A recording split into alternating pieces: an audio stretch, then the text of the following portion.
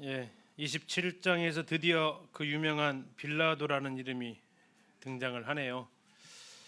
빌라도는 이제 예수님 계실 때에 유대에 파견되었던 로마 총독이죠. 약 11년간 예수님 돌아가시고도 상당한 기간 동안 AD 26년에서 36년까지 약 11년 동안 유대 총독으로 활동했던 사람입니다. 지난번에 한번 말씀드렸는데요. 티베리아스 황제 때 지금 로마 황제는 티베리아스입니다. 왜 이렇게 오랫동안 총독을 자리를 놔뒀다고 그랬죠? 보통 2년마다 이렇게 발령을 냈거든요. 비유를 했다고 그랬죠. 왜 이렇게 오래 하십니까 했더니 이게 환자의 몸에 파리때가 이렇게 온다. 그러면 이 환자를 위해서 파리를 쫓아주는 게 좋냐, 놔두는 게 좋냐? 놔둬야 돼요, 쫓아야 돼요? 놔두는 게 좋다라고 합니다. 왜 놔둬야 돼요? 쫓으면 새로운 파리들이 와가지고 또 싹 빼먹는다. 이미 붙어 있으면 그냥 붙어 있는 거지 더 빼먹지는 않는다. 배가 불렀으니까. 그래서 총독을 더 놓는 것이 뭐예요? 총독이 뭐예요? 그러면 파리죠, 파리. 유대의 식민지 백성들은 피고름 나는 환자들이고 자꾸 총독 바꾸면 이제 왔으니까 나도 좀 뺏어 먹자. 그러면서 백성들의 고충이 더 커진다. 차라리 놔두면 이제 그 상황 아니까 알아서 들 빼먹는다. 라고 하면서 티베리아스 황제 때 이렇게 오랫동안 총독을 하게 놔뒀단 말이에요. 그래서 지금 이 빌라도가 역사의 순간에 그 이름이 지금 기록이 되어진 상황이죠. 티베리우스 덕이에요. 그 빌라도라는 사람이 덕은 아니겠죠. 어쨌든 정말 골치 아픈 재판을 한 거 아닙니까? 그의 사람에 대한 우리 빌라도 하면 어떤 인물 같으세요? 좋아 보이세요? 그래도 괜찮아 보이세요? 좀 안 좋아 보이세요? 어떻게 보이세요? 불쌍해 보이세요? 처량해 보이시고 유대인들은 과연 어떻게 생각했을까요? 유대인들의 빌라도에 대한 평가는 세 가지입니다. 첫째, 고집이 무척 세다. 두 번째, 무자비하다. 세 번째, 완고한 사람이다. 좋은 평가가 없어요. 무슨 일이 있었냐면 그 마가복음에 보면 고르반이라고 있죠. 고르반, 하나님께 드리는 그 성전세입니다. 이걸 이렇게 하나님 앞에 드리면 부모에게도 안 드려도 된다고 했던 고르반이 있었는데 이 빌라도가 이 고르반을 갖다가 싹 횡령을 합니다. 그래가지고 수로 건설을 하는데 그 자금으로 사용을 하는 이러한 악행도 하나님께 드려진 것을 지금 건드렸던 역사가 있고요. 이 일로 인해서 이 사실을 알았던 유대인들이 어떻게 했을까요? 가만히 보고 있을 유대인들이 아니잖아요. 이 총독한테 가가지고 항의를 합니다. 그때 이 빌라도가 어떻게 했을까요? 무자비하게 이 시위를 제압하게 됩니다. 그 과정에서 많은 사람들이 목숨을 잃었던 적이 있었던 사건이 이제 그 유대 역사에 기록이 되어져 있었던 사람이죠. 우리에게는 예수님에 대한 심판했던 사람으로만 기록되지만 유대인들에게는 또 다른 역사적인 사건들도 이렇게 기록이 되어져 있어요. 아무튼 이 빌라도한테 가서 넘겨줍니다. 자, 이렇게 넘겨준 이유가 또 다른 복음서 연결해 보면 왜 넘겨줍니까? 빌라도가 뭐라고 하죠? 너희 법대로 처형해라. 자, 처형이 그렇게 하니까 이들이 뭐라고 얘기해요? 우리는 사람을 처형할 수 있는 법이 없습니다. 권한이 없습니다. 자, 사실일까요? 절반은 거짓말입니다. 무슨 권한이 있었냐면 그들은 성전 모독죄, 신성 모독죄로 죽일 수 있어요. 그렇게 죽었던 사람이 누구예요? 사도행전에서 스데반이 이렇게 죽었잖아요. 그때는 총독한테 안 데리고 가잖아요. 물론 그때 당시 총독이 바뀌긴 했지만 안 데려가요. 바로 죽여요 그냥. 그런데 예수님 그렇게 안 죽여요. 왜 그래요? 성경을 응하게 하려고. 예수님 그렇게 죽으시면 안 돼요. 어떻게 죽으셔야 돼요? 나무에 달려 죽으셔야 돼요. 나무에 달려 죽으셔야 돼요. 신명기에 기록된 대로 그분은 돌에 맞아 죽으면 안 된다고요. 근데 유대의 사형법은 뭐예요? 돌로 치는 거예요. 돌로 치는 거. 유대 사형법은 돌로 치는 거예요. 근데 유대인들 법대로 하면 예수님은 돌에 맞아 죽으셔야 되고요. 그러면 그렇게 성경이 응하지가 않잖아요. 그러면 당시 로마의 사형법이 뭐였어요? 십자가형이었다고요.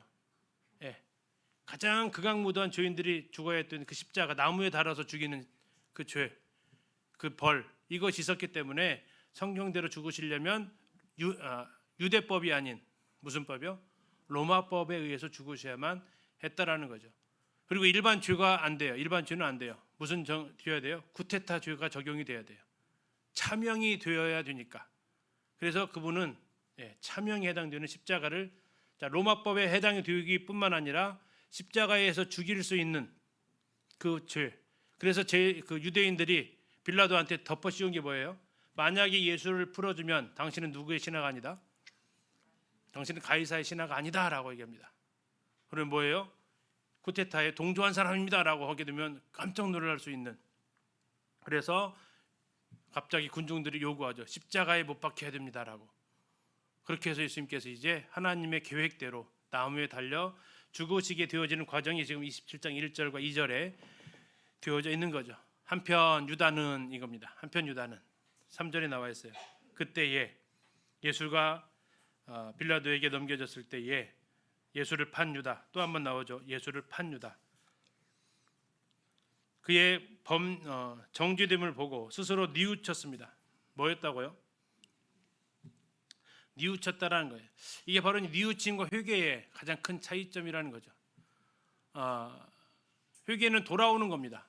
뉘우치는 것은요, 거기서 끝이에요. 나 잘못했어. 인정은 하는 건데요, 돌아오지는 않습니다. 그리고 어떻게 합니까? 은 30을 대제사장들, 사람을 잘못 찾아가죠. 장로들한테 줍니다. 4절, 그가 정확히 말합니다. 내가 무죄한 피를 팔고 죄를 범하였습니다 라고 합니다. 대제사장들 여기에 대한 반응은요, 관계없어. 너 어차피 이미 끝난 일이야. 뭐 벌은 네가 받아라 하면서 하게 되고, 유다가 성수에 던져넣습니다. 그리고 스스로 목을 메어 죽었다라는 거죠. 5절에서 말하고 있는 거, 스스로 목메어 죽었다라는 겁니다. 하나님께 돌아갈 기회를 스스로 버려버렸습니다. 그런데 이것도 역시 성경의 예언이 성취된 거죠. 그러면서 이제 9절에 약간 논란이 되는 구절입니다.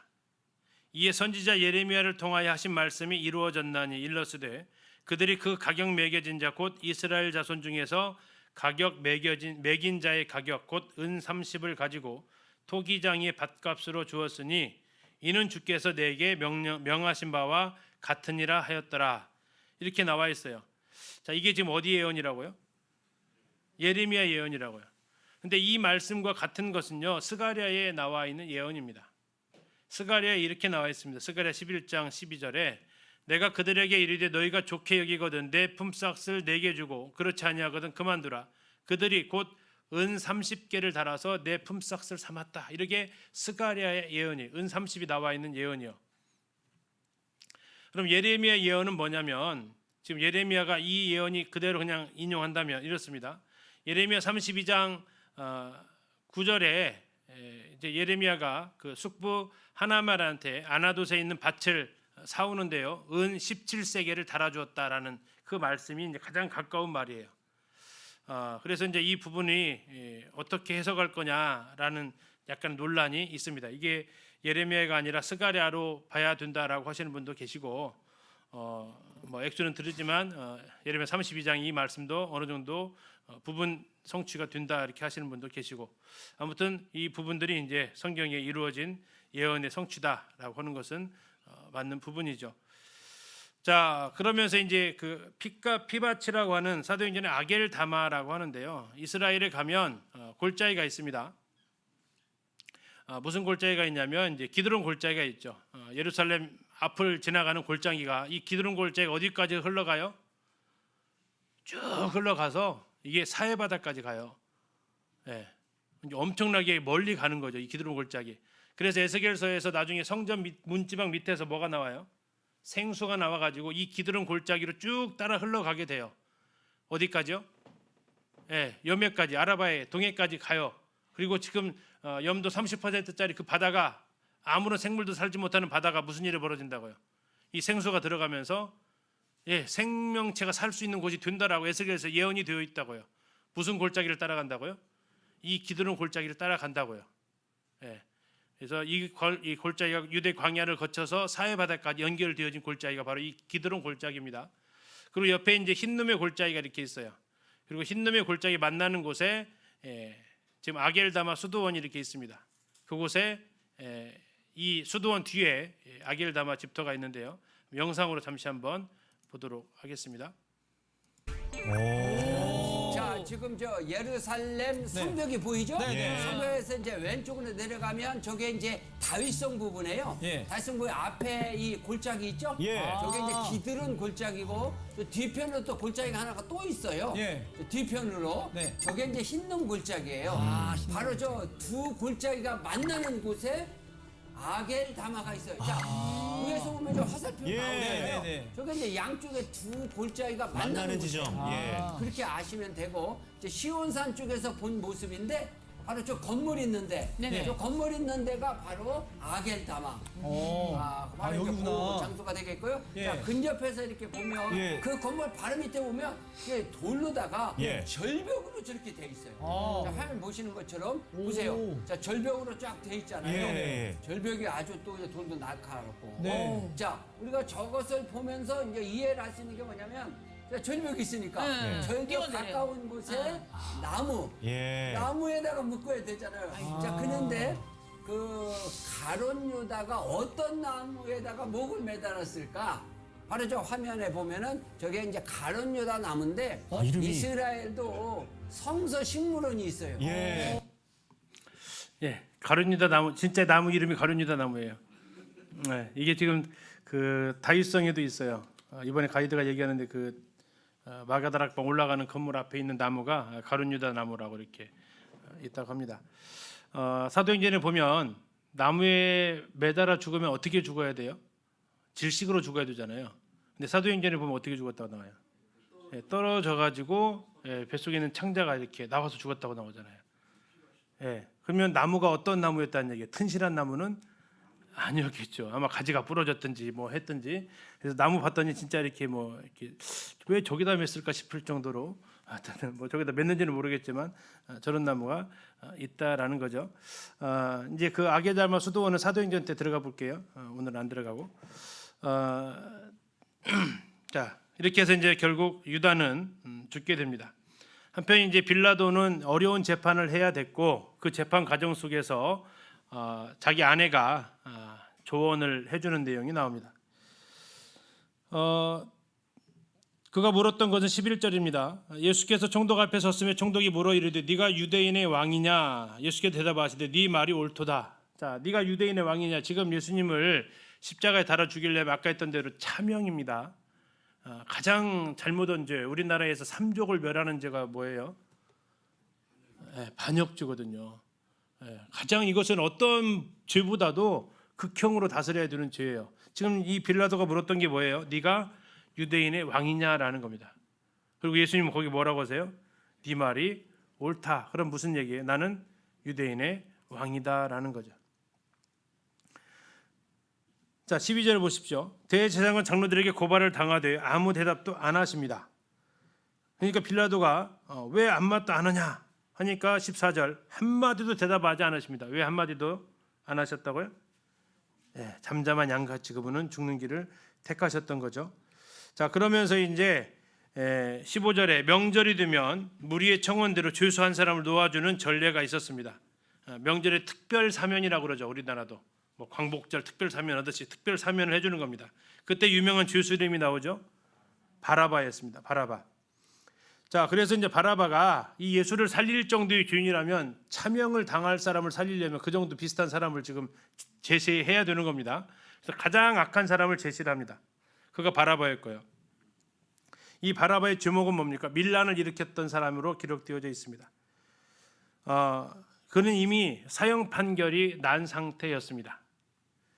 17절 그들이 모였을 때 빌라도가 물어봅니다. 누구를 원하느냐? 누구와 누구 중에서요?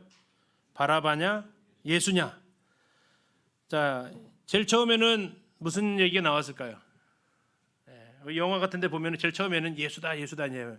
바라바를 내놓을 수는 없지. 그런 여론이 약간 도는 것처럼 이야기를 합니다. 그 정도로 고민을 하게끔 만드는 인물이었다라는 거죠.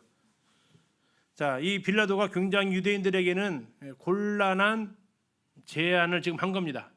자기가 좀 곤란한 답변을 얻었는데 해야 되는데 그에 맞먹는 질문을 지금 한 거죠. 왜 이런 제안을 했냐면 아내의 덕입니다. 19절에 총독이 재판석에 앉았을 때에 그의 아내 빌라도의 아내가 사람을 보내면서 저 옳은 사람에게 아무 상관도 하지 마옵소서. 오늘 꿈에 내가 그 사람으로 인하여 애를 많이 태웠습니다. 라고 이야기합니다. 자, 그 조언을 따라서 지금 뭐 하려고요? 아무런 그 사람에게 죄를 묻지 않기 위해서 이런 결정을 했다라는 거죠. 자, 20절 보시겠습니다. 대제사장들과 장로들이 이번에 뭐라고 나와 있어요? 무리를 권했다라고 나옵니다. 그러니까 여론이 초기에는 바라바를 넣어달라는 쪽으로 흐르지 않은 것 같아요. 그래서 분위기가 바뀔 것 같으니까 대제사장과 장로들이 이제 막 사람들한테 백성들을 갖다가 이제 효율을 하기 싫은 거죠. 효율하기 시작한 거죠. 누구를 해달라고? 바라바를 달라 하게 하고 이렇게 얘기가 나와 있습니다. 바라바를 달라 하게 하고 예수를 죽이자 하면서 이 여론을 갖다 이제 무리를 충동질을 하기를 원하는 겁니다. 그래서 이제 빌라도가 물어보죠. 이르되 둘 중에 누구를 너에게 놓아주기를 원하느냐 했더니 백성들이 뭐라고 해요? 바라바로소이다. 이게 얼마나 참 우스운 장면입니까? 불과 며칠 전에 약 일주일도 안 됐어요. 예수님께서 나귀 타고 가실 때 뭐라고 했어요? 그들이요. 호산나 호산나 다윗의 자손이여 이제 구원하옵소서 이렇게 외쳤던 사람들이잖아요. 자, 그래서 예수님께서 무화과 나무를 향해서 잎사귀만 무성했지 열매 없는 그들을 이 이스라엘에 비유하시면서 그 나무를 저주하셨는데 그 모습처럼 아주 그들이 그냥 말로는 예수님을 구원자로 했지만 결국 자신의 생각대로 그분이 로마에 대해서 너무나도 무기력하게 왕으로서 자신들을 로마의 압제에서 건져줄 줄 알았던 그가 로마 군인의 앞에서 포박되어서 결박되어서 서 있는 모습을 보고 호산나라고 외치지 않습니다. 뭐라고 외칩니까? 죽이라고 외칩니다. 죽이라. 자, 뭐라고 외쳤다. 22절 보세요. 빌라도가 이르되 그러면 그리스도로 하는 예수를 내가 어떻게 하랴? 그들이 다 이르되 뭐라고요? 십자가에 못 박혀야 하겠나이다라고 얘기를 하는 겁니다. 다시 말하면 로마법에서 정한 가장 극형으로 다스려야 됩니다라고 이야기를 하는 거죠. 자, 이 말에는 빌라도도 깜짝 놀랍니다. 왜요? 아니 지금 풀어주려고 했잖아요. 그런데 극형으로 다스려 달라고 하니까 깜짝 놀라죠. 23절 빌라도가 이르되 어찌미냐 무슨 악한 일을 하였느냐. 그러면 이제 지금 빌라도가 요구한 건 뭐냐면 근거를 대라는 거예요. 근거. 근데 그들이 근거를 댑니까? 아닙니다. 뭐라고 해요? 더욱 소리를 지릅니다. 이래서 나온 말이 뭐예요? 목소리 큰 사람이 이긴다라는 말이 여기서 이제 나오는 거예요. 더욱 소리 질러 가지고 뭐라고요? 그냥 십자가에 못 박으라는 얘기죠. 아무 논리도 없어요. 그냥 십자가에 못 박혀야 되겠나이다 하고 어쩌면 이 모든 일들이 이제 거대한 그 파도에 휩쓸려가는 것처럼 빌라도 이 앞에서 아무것도 할 수 없는 모습을 보죠. 24절에 그렇게 말하고 있죠. 빌라도가 아무 성과도 없이 밀란만 나르는 것을 보고 물을 가져다가 무리 앞에서 손을 씻습니다. 그러면서 뭐라고 합니까? 이 사람의 피에 대하여 나는 무죄하니 너희가 당하라. 백성들이 안 해야 될 말을 25절에서 합니다. 뭐라고 했습니까? 그 피를 우리와 우리 자손에게 돌릴지어다. 어디까지나 했으면 안 돼요. 자손은 언급하지 말아야죠. 자기들이 지금 뭐라고 했어요? 빌라도가 뭐라고 했어요? 너희가 당하라고 했으면 우리가 책임지겠습니다 했으면 끝날 거 아닙니까? 뭐까지 얘기했어요? 우리 자손에게까지 얘기를 하는 거죠. 그리고 그 일은 대표적인 사건이 뭘로 알려져 있어요? 히틀러에 의한 유대인 학살로 나오죠. 그래서 이스라엘에 가면 야드바셴이라는 그 학살로 죽은 유대인들을 추모하는 공간이 있어요. 그곳에서는 그 방송이 끊임없이 나옵니다. 무슨 방송이 나올까요? 몇 월 며칠 누구는 몇 살에 죽었고 누구는 몇 살에 어디에서 몇 살에 죽었고 거기에 돌아가신 분들의 이름을 계속 불러줘요. 계속. 왜 그렇게 할까요? 그들을 잊혀진 존재로 만들지 않게 만드는 것이 남아있는 사람의 최선의 선택이다라고 그들이 생각을 해서 거기 가서 그냥 하루 종일 그 사람들 죽은 사람들을 계속 방송으로 이렇게 틀어놓는다고 합니다. 그 피를 우리와 우리 조선에게 돌릴지어다. 그들은 잘 아시는 대로 게토라는 곳이 있습니다. 게토, 유대인 거주 지역입니다. 여기에서 그들이 이제 강제 수용소로 가서 가스실에서 죽이고 이런 일들이 처참하게 그들이 당하게 되는데요. 메시아를 죽인 민족들, 나중에는 교회 기독교도도 이 유대인들은 엄청나게 핍박을 하게 되죠. 뭐 종교 개혁자라고 했던 그들도 유대교회는 엄청난 핍박을 하게 됩니다. 유대인들은 그래서 기독교를 안 좋아하죠. 요즘은 그래도 좀 나아졌어요. 이스라엘 처음 갔을 때만 해도 거기는 교차로가 없어요. 왜요? 교차로가 뭐 닮아가지고 십자가 닮아가지고 맨 로타리예요. 로타리로 돌아가게끔 만들었다가 워낙 이제 안 되니까 몇 군데는 만들어 놨더라고요. 교차로를. 그들은 초등학교 수학 교과서에 더하기를 우리처럼 쓰지 않아요. 어떻게 써요? 우리나라의 한글에 오자로 써요. 오자. 오이할 때 오자 있잖아요. 동그라미 빼면 밑에까지 안 내려온다고요. 이렇게 하고 그냥 끝나요. 안 내려와요. 왜? 내려오면요. 십자가니까. 그 정도로 여기에 대해서 원한이 한이 서려 있는 민족인 거죠. 그러나 어쨌든 이 판결에 의해서 그들은 참 안타깝게 자손들이 끝났을까? 유대인들에 대한 핍박이요? 안 끝났어요. 앞으로 또 있어요. 자, 아무튼 이렇게 하면서 이제 바라바는 놓아주고 예수님은 십자가에 못 박히게 넘겨주게 됩니다. 총독의 군병들이 예수님을 데리고 가서 이제 모으고 옷을 벗기고 홍포를 입히고 가시관을 엮어서 씌우고 갈대를 오른손에 들려주고 예수님을 이 모든 것으로 희롱했다라고 나와 있습니다. 그에게 침 뱉고 30절 침 뱉고 갈대를 빼앗아서 머리를 치고 희롱을 다하고 홍포를 벗기고 그의 옷을 도로 입혀줍니다. 자, 온몸에 피가 났는데 옷을 입으면 피하고 오도고 붓게 되죠. 그 상태에서 지금 옷을 벗기면 어떻게 될까요? 붙었던 것이 다시 상처가 떼어지면서 또 다른 고통이 엄습해오는 그 고통인데도 불구하고 그들은 그렇게 예수님의 옷을 벗겼다 때리고 다시 입히고 또 벗겨서 또 때리고 하는 이런 일들을 끊임없이 하고 있습니다. 이 부분을 히브리서 12장 3절에서는 예수님께서 이렇게 표현하고 있습니다. 히브리 12장 3절에 세 번역은 이렇습니다. 자기에 대한 죄인들의 이러한 반항을 참아내신 분을 생각하십시오. 쉬운 성경에서는 예수님을 생각하십시오. 예수님께서는 죄인들이 그를 미워해서 악한 일을 할 때에도 묵묵히 참으셨습니다. 공동 번역에서는 죄인들에게서 이렇듯 심한 미움을 받으시고 참아내신 그분을 생각해 보십시오 하면서 12장 3절에서 예수님이 십자가 앞에서 돌아가시기 전에 당하셨던 고통들을 설명을 해주고 계십니다. 32절부터 44절까지는 예수님께서 십자가에 못 박히시는 장면이 나옵니다. 잘 아시는 구레네 사람 시몬에 의해서 억지로 십자가를 지고 가게 되고요. 예수님이 이제 골고다 해골의 곳에 이르러서 예수님은 십자가에 못 박히게 됩니다. 그리고 예수님께 쓸개탄 포도주를 드리죠. 쓸개탄 포도주는 예수님을 위해서 드렸을까요? 그렇지 않습니다. 쓸개탄 포도주는 예수님을 더 고통스럽게 하기 위한 것으로 쓰여져는 용도입니다. 일종의 뭐 잠깐의 마취제라고도 이렇게 보도하지만 여기서 쓸개라는 것은 동물에 있는 그 간의 옆에 있는 그 쓸개 아닙니다. 여기 독당근이라고 하는 채소입니다. 채소. 이것을 가지고 이제 쓰게 하는 거죠.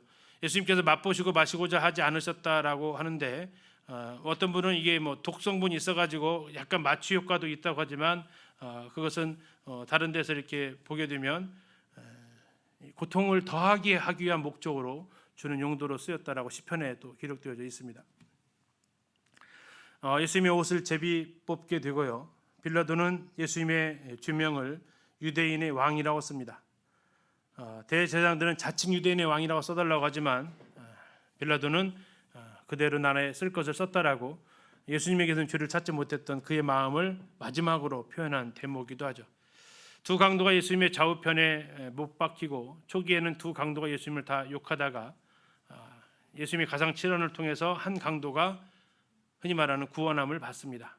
그리고 그 강도는 예수님의 부탁을 하죠. 당신의 나라에 임하실 때 나를 기억해 달라고. 그럼에도 불구하고 밑에 있는 무리들은 네가 만일 하나님의 아들이면 내려오라고 외칩니다. 우리가 시작할 때 불렀던 찬송가 가사처럼 자신마저 구원 못한 그는 메시아가 안 된다라고 외쳤던 거죠. 성경에 기록된 대로 메시아가 죽어야 된다는 것을 그들은 전혀 이해할 수도 없었고 믿지도 않았습니다. 그래서 오늘날 유대인들은 이사야서 53장을 띄어서 읽는다고 그러죠. 그들에게 있어 이사야 53장에 나와 있는 고난받는 메시아의 모습은 그들이 받아들일 수 없는 메시아의 모습이죠. 우리 마태복음에서 계속해서 무엇을 보았냐면 자기가 생각하는 예수님의 모습이 충돌되어질 때 그들은 예수님에 대해서 오해하거나 핍박하거나 반론 제기하거나 거부권을 행사했습니다. 심지어 제자들까지도. 그래서 하나님께서는 그들에게 제2계명을 말씀하셨는지 모릅니다. 10계명에서 제2계명이 뭐예요? 너를 위하여 새긴 우상을 만들지 말라는 겁니다. 우상뿐만 아니라 하나님까지도 우리는 내 마음대로 디자인하고 있다라는 거죠. 고난받는 메시아를 그들은 상상할 수 없었던 겁니다. 그리고 마지막 요청을 하죠. 만약에 내려와 봐라. 믿겠다. 진짜 믿었을까요? 턱없죠. 어떤 사람은 얘기합니다. 처녀가 아들을 낳을 수 있다는 것만 나를 이해시키면 내가 예수님 믿겠다. 이해시키면 될까요? 안 됩니다. 그거 이해시키면 두 번째 사람이 바다 위를 걸어갈 수 있는 걸 증명해주면 내가 믿겠다 또 하겠죠. 또 그 이해시켜준들 그러면 어떻게 오병이어로 5,000명을 먹일 수 있다는 그걸 증명해보라라고 하겠죠. 사람의 수준으로 예수님을 대하면 믿을 수가 없는 분이죠. 어쩌면 우리는 그러기 때문에 믿는 것일 수 있고요. 예수님은 이제 십자가에서 6시간 동안 매달려 계시게 되고 오후 3시간까지는 이제 온 땅에 어둠이 임하게 됩니다. 그때 하셨던 말씀이 엘리 엘리 라마 사박다니 하십니다. 내 하나님이여 내 하나님이 어찌하여 나를 버리셨나이까 어찌 나를 멀리하여 돕지 아니하시며 내 신음하는 소리를 듣지 아니하십니까? 자, 이게 원망일까요? 엘리 엘리 라마 사박다니 하셨습니다. 원망일까요? 원망이라면 시편 22편 1절에서 끝났다면 원망일 수 있습니다. 그런데요. 시편 22편 3절 혹시 뭔지 아십니까? 잠깐 한번 펴보실까요? 시편 22편 3절. 자, 시편 22편 1절에서 예수님께서 십자가에 외치셨던 그 부르짖음이 있죠. 내 하나님이여 내 하나님이여 어찌 나를 버리셨나이까 어찌 나를 멀리하여 돕지 아니하시오며 내 신음하는 소리를 듣지 아니하시나이까 내 하나님이여 내가 낮에도 부르짖고 밤에도 잠잠하지 아니하오나 응답하지 아니하시나이다. 3절을 같이 읽겠습니다. 시작.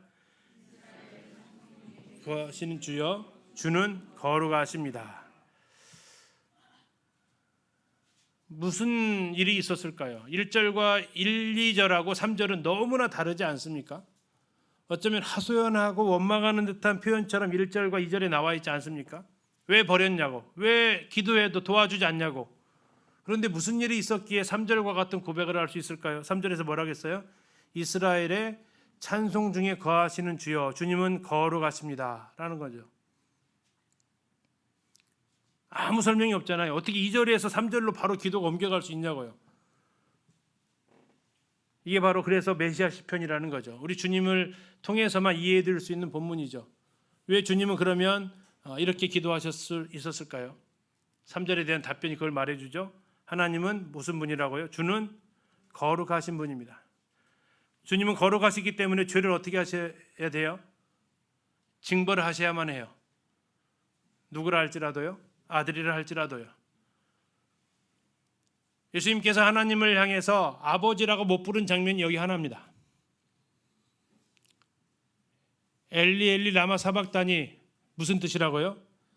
나의 하나님 나의 하나님. 아버지라고 못 불러요. 예수님의 첫 번째 기도가 마지막 기도가 무슨 기도냐면 다 아버지를 향한 기도였어요. 아버지여 저들이 하는 일을 저들이 알지 못합니다. 이렇게 하셨어요. 하나님이여라고 하지 않으세요. 아버지였어요. 마지막 기도는 뭐였어요? 하나님이여 내 영혼을 아버지 손에 의탁합니다. 아니었어요. 뭐라고 해요? 아버지여 내 영혼을 아버지 손에 의탁합니다. 항상 그분 아버지와 하나된 연결된 고리 가운데서 사셨어요. 근데 지금 이 순간만은 그렇게 못하세요. 아버지라고 못하세요. 심판주예요. 자기의 죄에 대한 심판, 세상 죄를 지고 하는 그 심판을 받으셔야만 했던 거죠. 왜요? 주는 거룩하시기 때문에. 그래서 그분은 여기서 이렇게 외치실 수 있다라는 겁니다. 48절에 보시면 또 한 번에 나오죠. 신포도주를 드리죠. 신포도주. 이것도 역시 이제 그 마취제로 그 뭐 역할을 한다고 하지만 신포도주도 이렇게 나와 있습니다. 이제 시편 69편인데요. 시편 69편 21절에 이렇게 기록되어져 있습니다. 그들이 쓸개를 나의 음식물로 주며 목마를 때에는 초를 마시게 하셨사오니. 자, 이게 지금 아까 쓸개탄 포도주 나왔잖아요. 다음에 여기는 신포도주 나왔잖아요. 자, 그들이 쓸개를 나의 음식물로 주며 목마를 때는 초를 마시게 하였다. 이 그들이 좋은 사람일까요? 핍박자예요. 그러면 핍박자들이 쓸개를 주고 초를 마시게 한 것은 은혜 베푼 거예요? 더 고통스럽게 하는 거죠. 세 번역은 이렇게 번역하고 있습니다. 배가 고파서 먹을 것을 달라고 하면 그들은 나에게 독을 타서 주었고 목이 말라 마실 것을 달라고 하면 나에게 식초를 내주었습니다. 예, 밑에서 십자가에서 죽어가는 그 극형을 당하는 사람들한테 자비를 베풀기 위해서 내어민 것이 아니고 그들을 더 고통스럽게 하는 용도로 쓰였다라는 거죠. 자비를 베푸는 것이 아니라 고통을 더 가중시키는, 예수님께서 맛보시고 맛을 드실 수도 없는, 또 정말 마지막에 한 마디 외치시기 위해서 잠깐 그것을 거절하고 싶지만 거절할 수 없었던 그 외침을 하고 싶어서 드셨던 것이지, 주님이 잠깐이라도 고통을 잊고 싶어서 그것을 맛보셨다라는 것이 아니라는 겁니다. 그들은 그렇게 자비로운 사람들이 아니라는 거죠.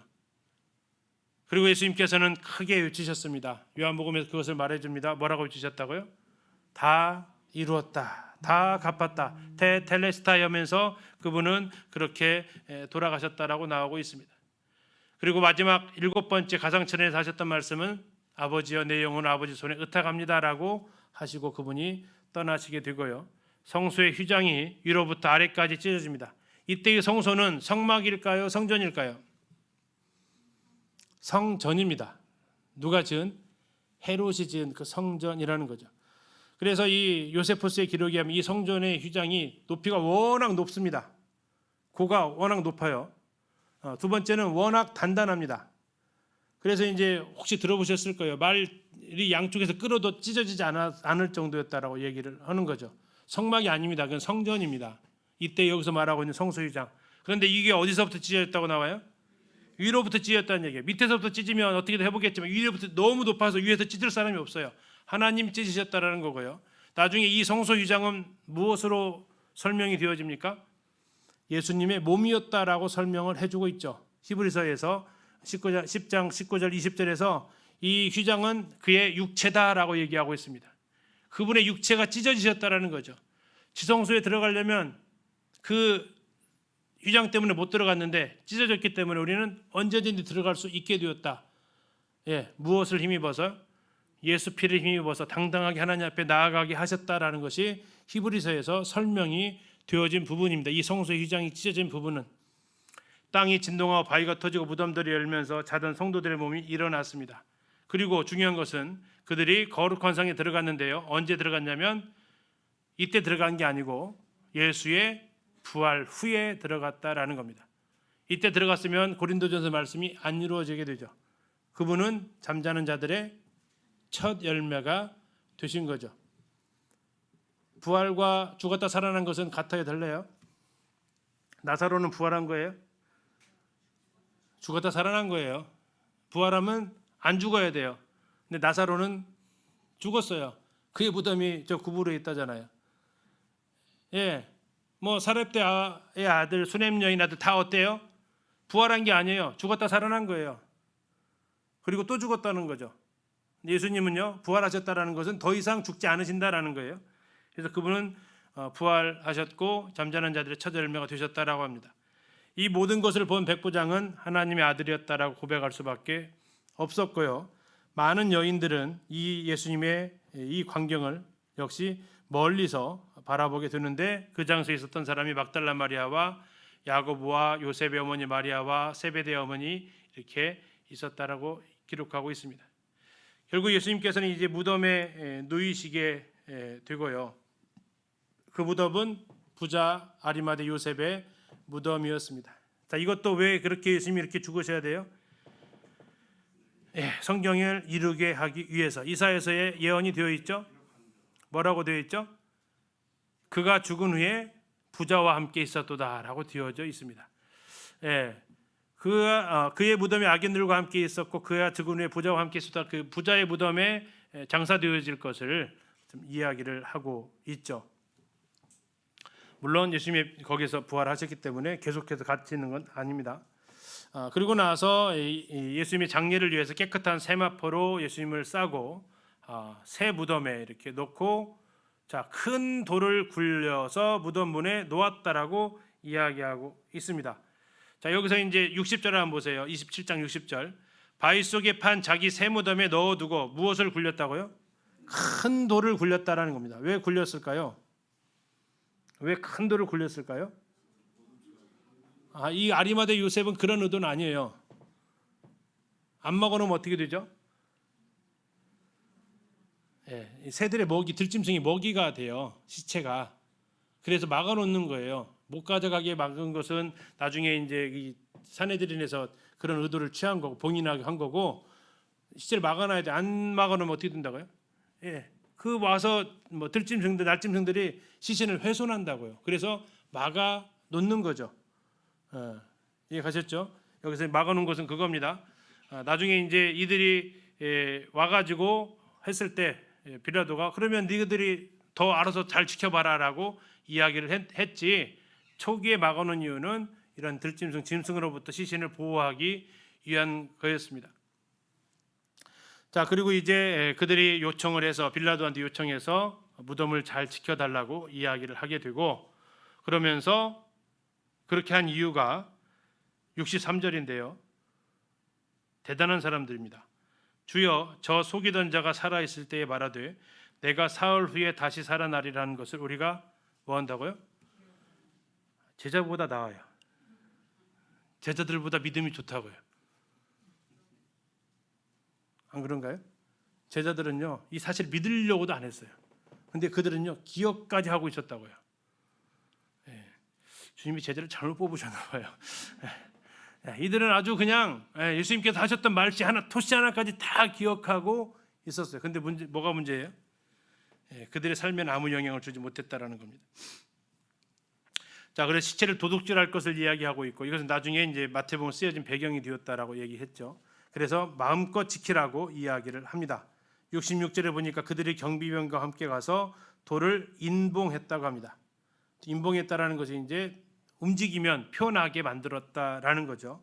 그리고 무덤을 굳게 지켰습니다. 자, 그 힘대로 굳게 지키라 했을 때 그들이 취한 여러 가지 그 계획들이 있잖아요. 무슨 계획을 세웁니까? 경비병을 더 추가 배치하고요, 임봉을 하고요, 더 많이 지키게 되죠. 근데 이것은 무슨 효과로 나옵니까? 부활이 진짜였다라는 것을 반증하게 되는 거죠. 아마 이들이 이렇게 안 했으면 어떻게 됐을 것 같으세요? 이들이 이렇게 안 했으면요, 진짜 예수님이 시체 누가 가져갔다 오면 하나의 소문이 될 수 있어요.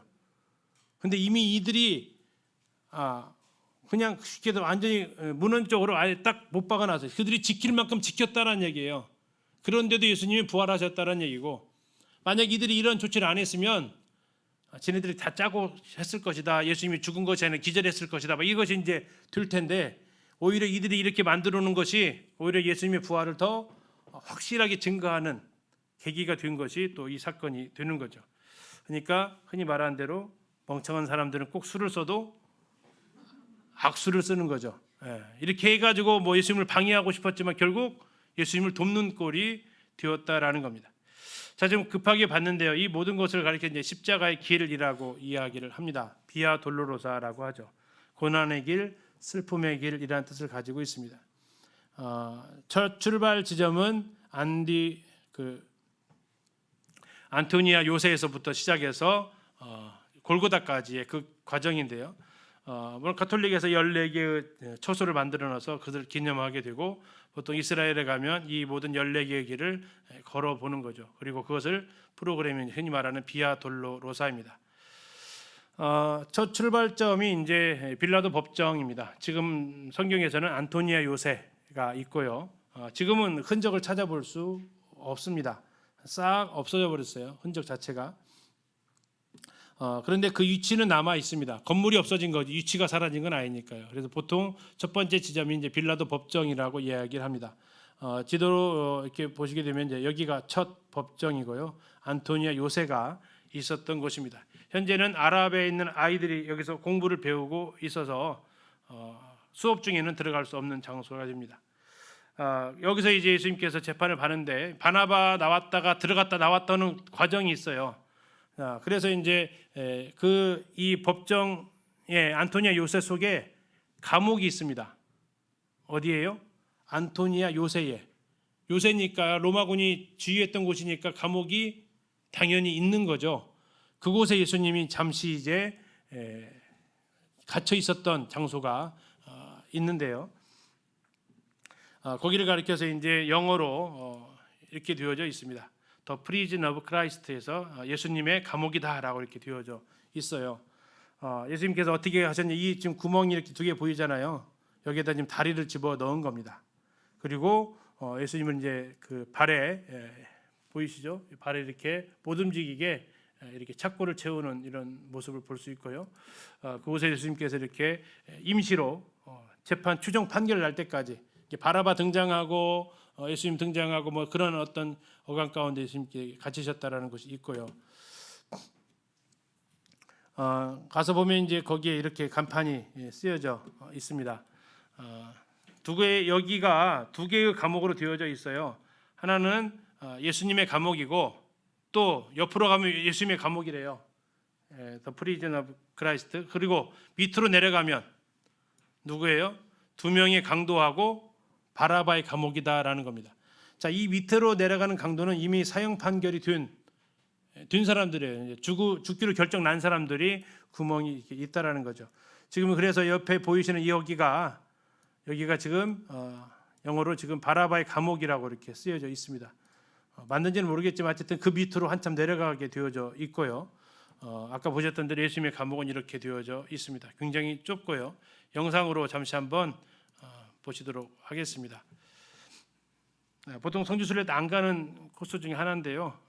가이드가 좀 특별히 서비스로 여기를 보여주셨어요.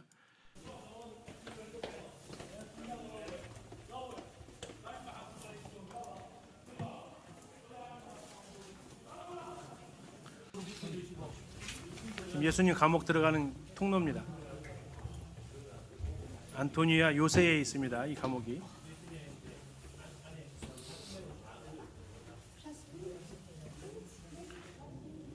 오른쪽으로 돌아가야 되고요.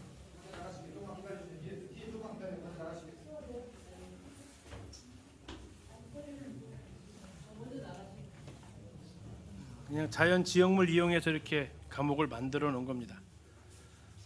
예수님 그 빌라도에게 심판 받을 때 잠시 그 가둬뒀던 장소로 사용된 곳이라고 얘기합니다. 요새 안에 있었기 때문에 충분히 뭐 가능성은 많이 있죠. 여기 이제 바라바의 무덤은 거기서 더 밑으로 내려가야 됩니다. 더 지하 감옥으로 내려간 거죠. 그래서 사형이 이제 확정이 된 사람들이 아마 있었을 것으로 추정을 하고 있습니다. 더 밑으로 내려가면 바라바의 감옥이라고 이렇게 더 내려가죠. 지금 아까 예수님 감옥보다 더 밑으로 내려가는 겁니다.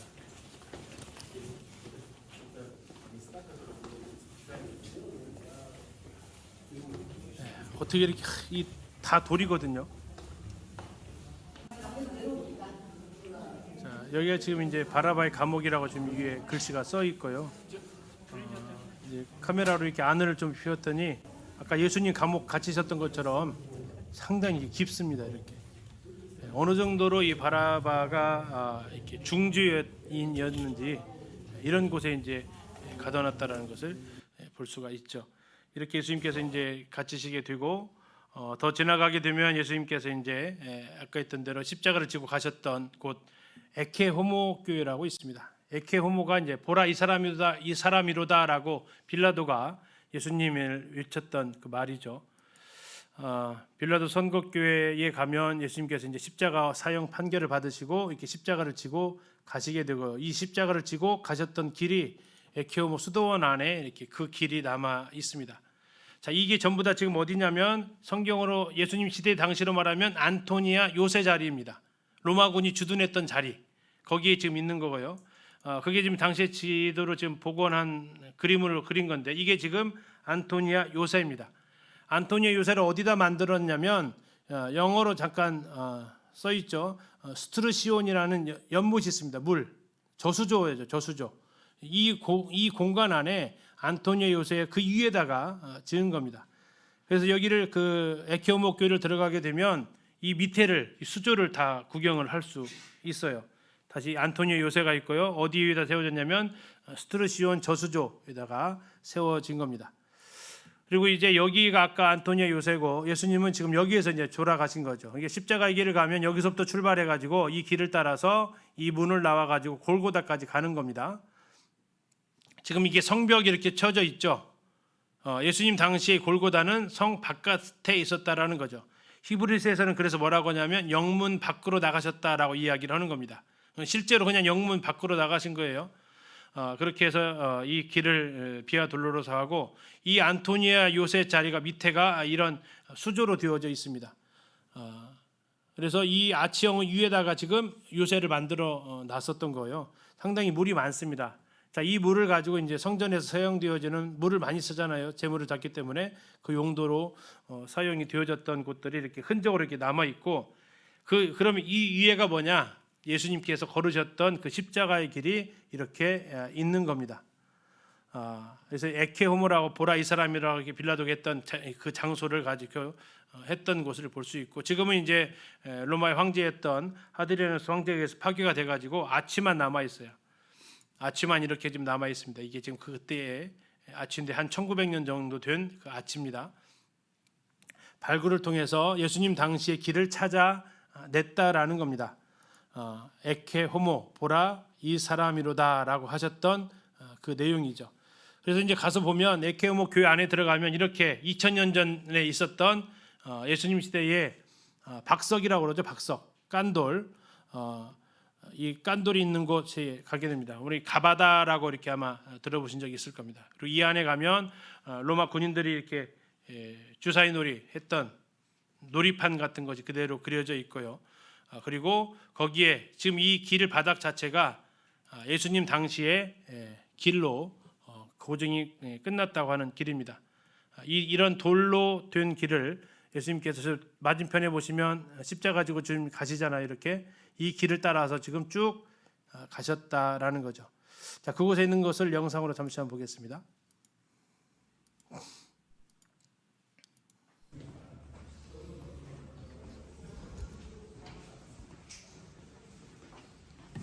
지금 바닥이 예수님 시대의 바닥이에요. 그 위에로는 지금 건물들이 있습니다. On top of those arches that we saw. Amazing. So there's 이게 지금 그 놀이판이고요. of the stone pavement. So we're on top of those now. If you come over here, you can see like the 이렇게 밑에 있으면서 다 보존이 되어져 있었던 거죠. 그리고 이게 예수님 시대의 길이라는 것을 알게 되고 이곳에 수도원을 지어서 이 도로를 보존을 해 놓은 겁니다. 네, 이게 지금 예수님이 지나가셨던 그 십자가의 길이다라고 지금 되어져 있습니다. it just shows the direction of the street. 그 맞은편에 예수님께서 십자가 지셨던 그 그림까지 나와 있죠. 자, 이 길을 따라서 예수님께서 이제 가시면서 14개의 처소로 되어져 있는데요. 이것은 어쨌든 뭐 성경에 기록되어진 부분도 있고 추가로 시킨 부분도 있습니다. 예수님이 쓰러지셨던 자리가 이제 세 번째 자리인데 바로 이제 여기 자리입니다. 여기 점 세 개가 쭉 이어져 있잖아요. 첫 번째 자리가 예수님이 쓰러지셨던 자리로 되어져 있고 다음에 다섯 번째 자리 지금 여기가 구레네 시몬이 예수님을 만나서 대신 십자가를 지셨던 자리. 그리고 좀 더 올라가다가 7번째 자리로서 이제 여기입니다. 7번째 자리 해가지고 이곳에서 예수님께서 한 번 더 2번째 쓰러지시게 되고요. 다음에 한 번 더 올라가서 예수님께서 쓰러지셨던 곳이 이제 9번째 자리, 여기에 해당이 됩니다. 여기 콥틱교회가 있는데 이렇게 예수님은 3번 쓰러졌다라고 전승에 기록되어져 있죠. 그리고 여기까지 가게 되면 마지막 5개가 이게 몰려 있습니다. 10번부터 14번까지가 몰려 있는 곳인데 이 돔이 이렇게 2개가 있어요. 앞에 있는 작은 돔이 골고다 자리입니다. 골고다 자리. 뒤에 있는 큰 돔이 예수님의 무덤이 있었다는 곳이죠. 그래서 지금 확대해 보면 이렇게 생겼습니다. 예수님께서 앞에 있는 작은 돔에서 십자가에 달리셨고 무덤에서 내리셔서 아리마대 사람 요셉의 무덤에 이렇게 안치되신 것으로 되어져 있는 장소죠. 그래서 가서 보게 되면 이렇게 예수님 십자가에 달리셨던 곳이 있고 그 전체의 모양이 이렇게 되어져 있습니다. 이것이 왜 그러면 골고다로 추정이 되었느냐? 결정적인 근거 중에 하나가 여기가 바로 십자가 사형틀들이 많이 발견되어져서 당시에 예수님뿐만 아니라 극형을 당했던 사람들이 이곳에 죽고 그 사형틀로 쓰여진 십자가가 버려진 곳이죠. 그래서 여기가 골고다라고 이렇게 추정을 하게 되는 근거가 된 장소가 바로 이곳이 되겠습니다. 예수님이 십자가를 지고 가셨던 길이 시작을 하게 되면 여기서부터 출발을 하는 겁니다. 여기가 어디냐면 마가다락방이고요. 여기서 기도하시고 겟세마네까지 가시죠. 가셨다가 다시 잡혀서 올라가셔서 이제 가야바한테 신문 받으시고 빌라도한테 신문 받으셔서 어디까지요? 골고다까지 가셔서 이제 돌아가시게 되는 이 루트가 예수님이 이제 우리가 방금 보셨던 26장, 27장의 예루살렘에서의 길이 이렇게 되겠습니다. 결국 십자가의 길을 통해서 주님은 우리를 대신해서 하나님께 버림받으시고 돌아가셔서 우리를 하나님의 아들로 되게 하는 길을 열어 놓으셨습니다. 예수님께서 엘리 엘리 라마 사막다니 하시면서 아버지를 하나님으로 부르셨을 수 없었기에 우리가 늘 하나님으로만 불렀던 그분을 우리는 아버지로 부를 수 있게 된 거죠. 그래서 주님이 맏아들이 되셨고 우리는 몇째 아들이에요? 한참 세세하겠죠. 그러나 어쨌든 하나님의 자녀들이 되었다라는 사실을 우리가 생각하게 또한 됩니다. 오늘 마태복음 마무리까지 하려고 했는데 부활을 남겨두게 되었네요. 다음 시간에 부활 28장을 좀 보고 다음 주에는 이제 마가복음으로 넘어가도록 하겠습니다. 형제